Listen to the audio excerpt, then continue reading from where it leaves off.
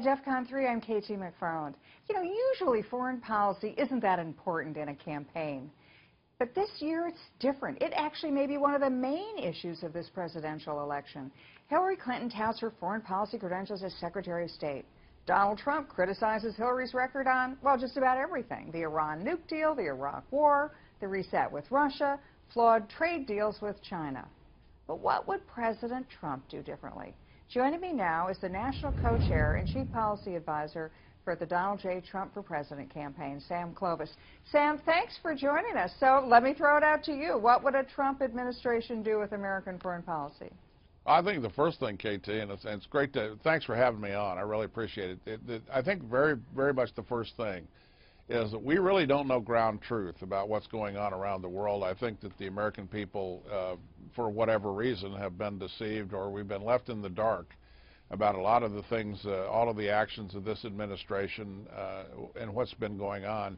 And I think until we understand what ground truth is, we really have to be cautious as to what we say we will do or not do going forward. I think that there are principally, we look at some traditional challenges in the world that we can look at peer competitors perhaps, or competitors for sure in Russia, Iran, Pakistan, China, and North Korea.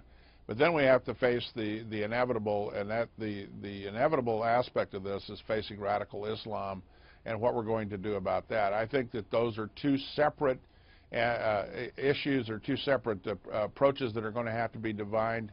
And I think that's really where we are. Is we're really, you know, we have a sense of traditional approaches to the use of American power, but I think when it comes to radical Islam, I've been all over this city, and KT, you and I have talked about this in the past.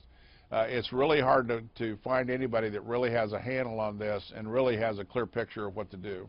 You know, I was part of the Reagan administration, as you know, Sam, right. And when President Reagan came in, he rebuilt the American military, but then he took a step back and he rethought America's relationship with a lot of countries, including right. the Soviet Union. right. Instead of living with the Cold War, he said we're going to win the Cold War. He also rethought nuclear deterrence and mutually assured destruction. Do you think Donald Trump has those kinds of opportunities to rethink, like you just said, the radical Islam, for example, U.S. relations with Russia? If he rethinks it, what might he come to the conclusion we're doing right or doing wrong?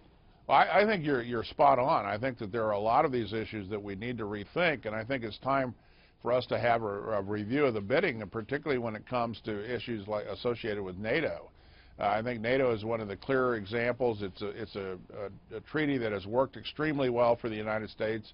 It has brought peace and stability to democracies across the Atlantic Bridge. I think it's been really remarkable, but I think it's probably time that we have an examination. And we're not talking about taking it apart or anything else. It's just let's look at it. Let's see if we can improve it. Let's see if there are opportunities in the treaty that we can take advantage of right now as we try to rebuild our economy and move forward from there. I do think that there are a couple of issues that we really haven't talked about. I haven't heard any candidate really get their arms around it, and certainly we're talking about it inside our campaign. And that is, where are the strategic points? What are the grand strategies that we really need to pursue?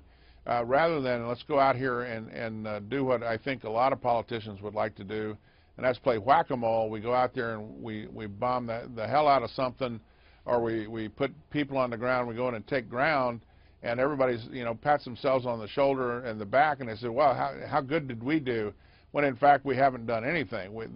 I think this whole issue of facing radical Islam is a generational issue. I think it is something that my children and their children will be fighting, and it's something we have to get our heads around, is the fact that this is never going to end.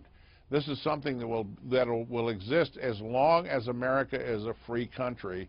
This battle with radical Islam will continue to take place.